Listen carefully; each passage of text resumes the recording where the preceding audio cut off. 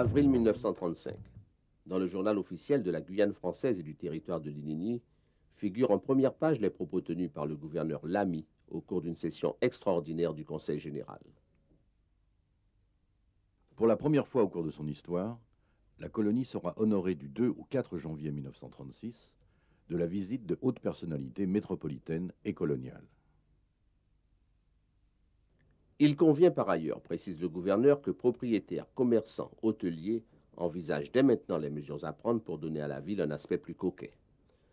Le gouverneur Lamy est entendu, tout comme son successeur Max de Saint-Félix, qui dans le journal officiel du 21 décembre 1935 demande à la population de contribuer à la décoration de la ville, afin que les hôtes attendus du tricentenaire soient accueillis dignement.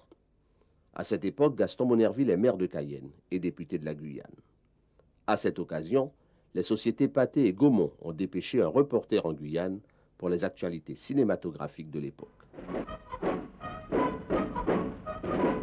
Monsieur Gaston Monnerville, député de la Guyane, au pied du monument.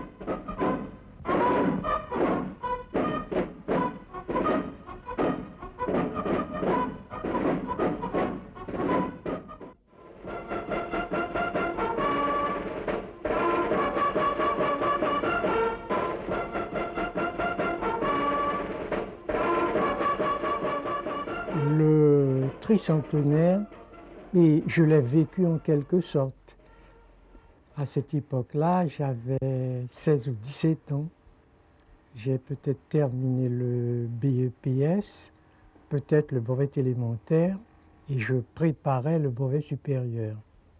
À cette époque-là, le tricentenaire a été considéré comme quelque chose d'extrêmement important parce que, ce n'est pas à vous que je dirais, le culte que l'on porte dans notre pays à la France.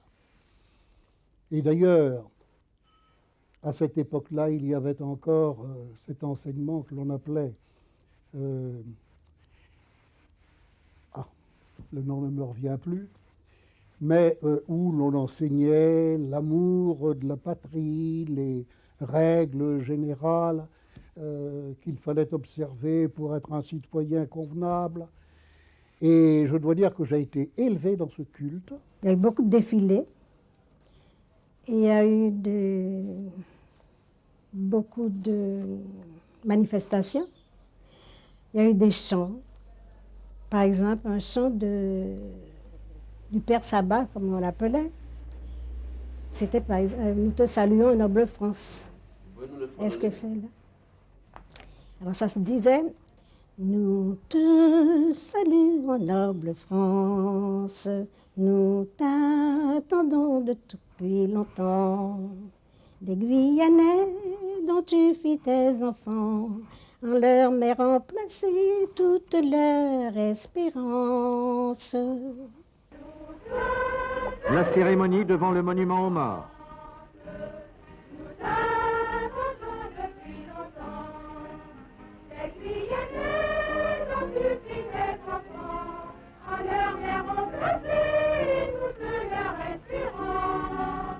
Ça marquait l'enracinement de la France dans le pays.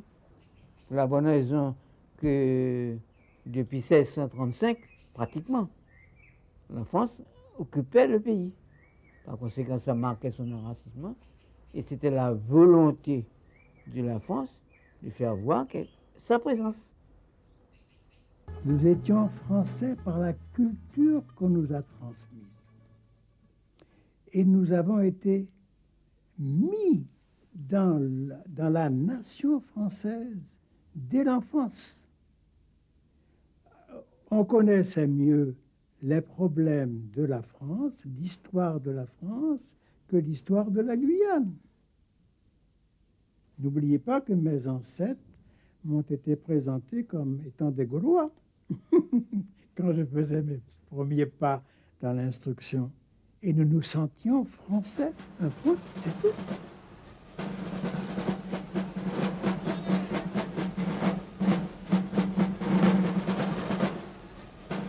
Ce tricentenaire du rattachement de la Guyane à la France a été pour moi quelque chose d'extrêmement important parce que ça a représenté la circonstance en laquelle les liens profonds entre la grande patrie, la France, et la petite, notre Guyane natale, affichaient à la face du monde la volonté de respecter ce qui fait la grandeur de la France, c'est-à-dire le culte de la liberté, le culte de la fraternité et la volonté de l'humanisme qui a toujours été la source de l'inspiration de tous les artistes français de quelque bord qu'ils appartinssent. La France était pour nous, ne l'oubliez pas, la culture, l'intelligence, la liberté. La France était pour nous d'abord et avant tout 1789 et 1848, c'est-à-dire les droits de l'homme. On peut difficilement imaginer dans le climat de cette époque des discours à côté un petit peu plus Non, contestataires. il y avait en quelque sorte une espèce de communion d'idées. Communion d'idées. Et ma mémoire, qui était bonne à ce moment-là, a retenu les fortes paroles du président de la délégation. Sacco. Oui, qui était, je crois, qui a été gouverneur en Indochine française. Alors, je vais essayer de me rappeler ces paroles qui m'ont fortement marqué. Bien sûr. La France n'admet pas comme un dogme l'infériorité éternelle de certaines races. La dignité et la capacité ne se mesurent point à la nuance plus ou moins accusée de son teint, mais bien au coefficient de vertu personnelle dont elle sait faire la preuve. Et dès qu'elle se montre capable, par d'irrécusables témoignages, d'accéder à un destin plus haut, aucun texte ne lui refuse en territoire français le bénéfice de cette accession. La foule joyeuse se presse, de tous les coins le peuple accourt. Dans la cité se sont unis les bourgs, tous les cœurs en ce jour palpitent d'allégresse. Les communautés associées à cette fête, particulièrement les communes de Monsignory, ont manifesté leur attachement puisqu'ils ont fêté particulièrement les fêtes du Transcentenaire. À leur tour, il y a eu Macroya, il y a eu Monsignory, chaque commune a fêté. Et en plus de ça, on avait fait venir toutes les délégations d'éclaireurs de toutes les communes, depuis Saint-Laurent, sont venues à Cayenne pour le Transcentenaire.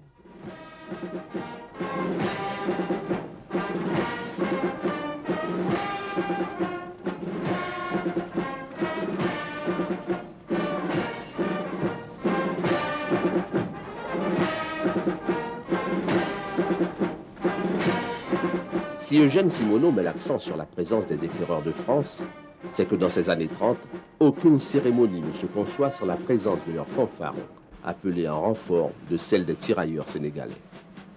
Le clou, c'était la fanfare des éclaireurs de Sinamari, qui égalait la fanfare de Cayenne. Même pas la fanfare de la caserne, etc. Il n'y avait pas tout ça à cette époque-là. C'était avec ces gens-là qu'on défilait. Et les éclaireurs avaient pas de présentation. À ce moment-là, la caserne Loubert n'avait pas une bonne clique. Et nous, aux éclaireurs de France, nous avions non seulement une clique et une fanfare. Donc vous vous associez. À chaque fois qu'il y avait un défilé, nous étions obligés, puisque nous étions à l'école, au petit collège. Il n'y avait pas de mix, les garçons, c'est là que nous avions notre local. Alors nous, on sortait, on allait les rencontrer à la caserne et on participait au défilé ensemble. Et à ce moment-là, comme moi, je battais le tambour, là, j'étais la seule fille à faire ça ici en Fontaine-Chaude.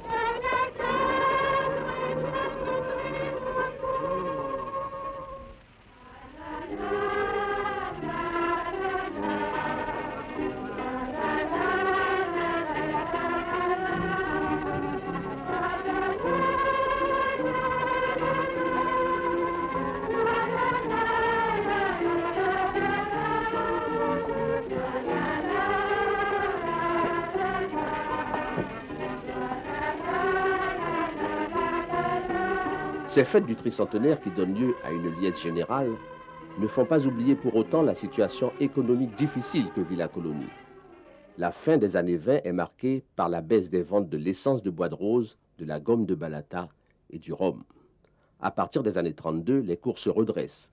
De 43 francs le kilo d'essence de bois de rose passe à 55 francs en 1933 et 1934. La colonie s'appuyant une fois de plus sur l'exploitation de l'or comme activité première. Devant les conseillers généraux, le 25 novembre 1935, Max de Saint-Félix met l'accent sur la nécessité de relancer l'activité agricole et parle d'un mouvement bananier plein de promesses, des études qui se poursuivent en faveur de l'élevage. Et puis, dit-il, « Puisque nous voici à l'époque du tricentenaire, ce serait, à mon avis, un geste particulièrement heureux que de le marquer par une orientation nouvelle. Des sommes considérables vont être demandées à la France par voie d'emprunt. » Au point de vue économique, la Guyane était, il faut bien le dire, quasiment abandonnée.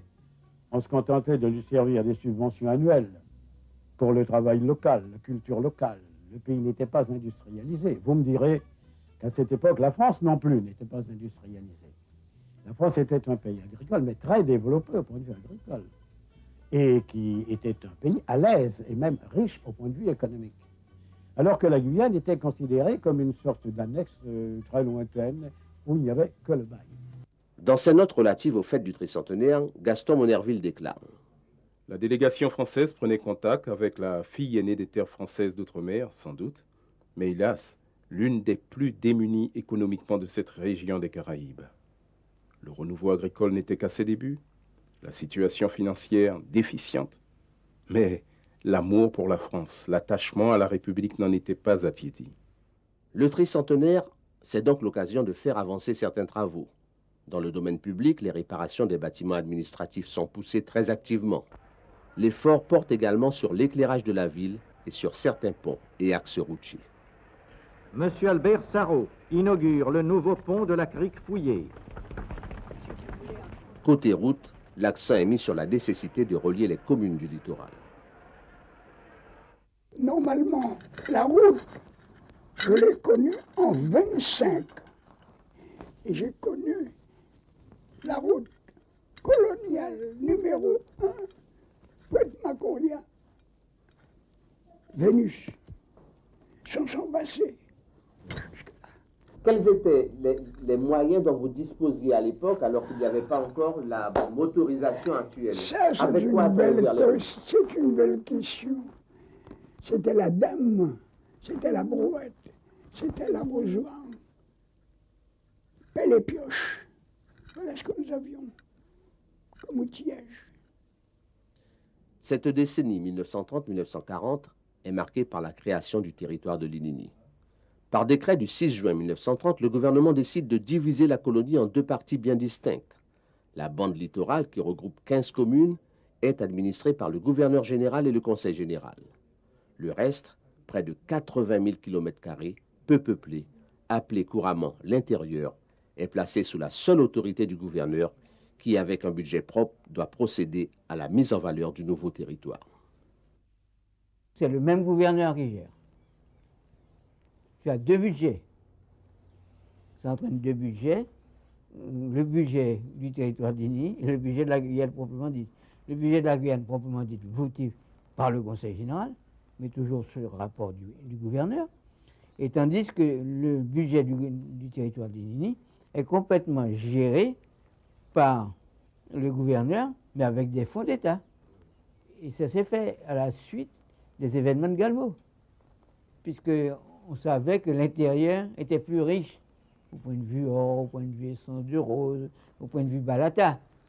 Et comme il y avait beaucoup de richesses, et la majeure partie des exploitants étaient des métropolitains. Or, il fallait protéger ces métropolitains-là. Ils leur sont, bien entendu.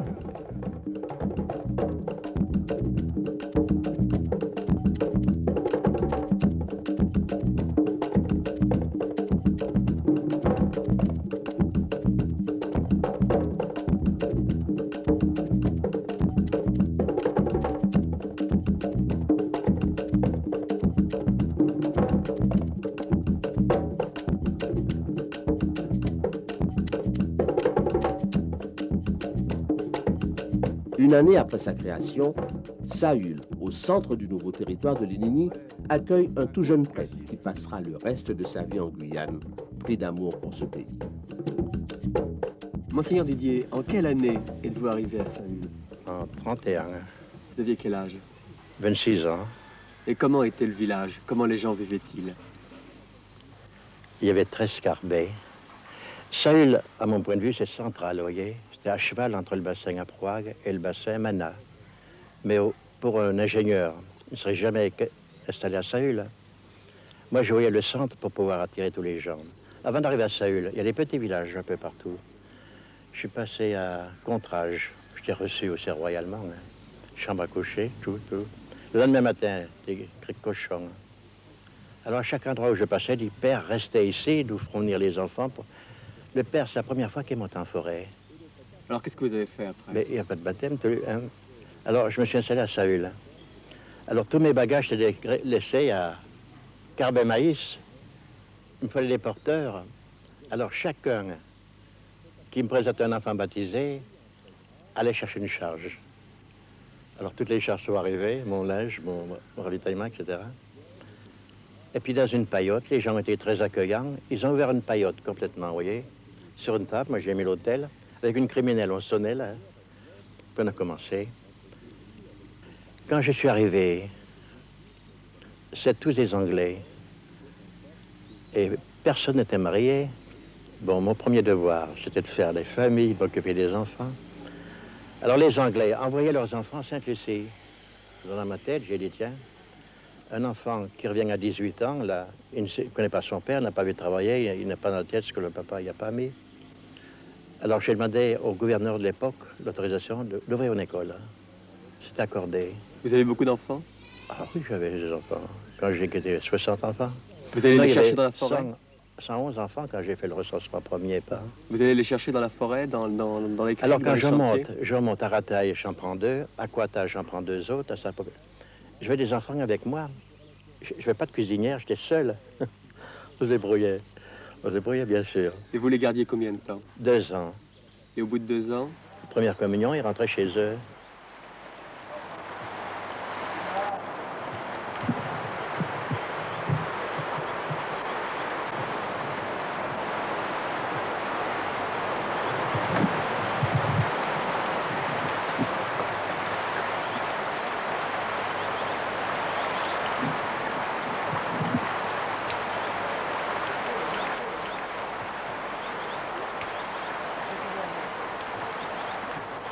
Rejoindre Saül pour le père Didier a été une véritable expédition. Mais à cette période, tout poste à rejoindre pour un fonctionnaire est une expédition. Les pistes plus ou moins en bon état alternent avec les criques et rivières à franchir. C'est dans ces conditions que Léo Otili, jeune instituteur, va prendre ses fonctions à Irakubo. Il fallait être tôt au quai de l'administration. C'est-à-dire? Et le fameux quai qui existe ici. La douane était en pleine activité, c'était le quai de Cayenne, puisque les paquebots y accostaient. Bon, et à côté, il y avait une espèce de débarcadère où la chaloupe venant de Macoria accostait. Les passagers, leurs bagages venant de Macoria, Kourou, Sinamari, ils débarquaient. Alors c'était un charivari, est-ce que je sais. Mais n'empêche que le jeune instituteur, lorsque je me suis embarqué, j'avais le cœur un petit peu serré. Mais le scoutisme avait en quelque sorte aguerri, et il le fallait. Quand on arrivait à Macoria, à la pointe Macoria, il fallait débarquer ses bagages soi-même. Ensuite, les amener jusqu'à un genre de car, etc., c'était M. Bez à cette époque-là, un ancien, qui, qu'à un car, nous amenait à Sinamari jusque vers les 2h, 3h de l'après-midi, et on estimait avoir fait un bon voyage. Comme Léo Otili, bon nombre d'anciens gardent aussi le souvenir de l'activité qui régnait alors au port de Cayenne, plus ou moins forte selon la situation économique, mais une activité qui faisait de l'arrivée des cargos et paquebots desservant la Guyane une véritable attraction.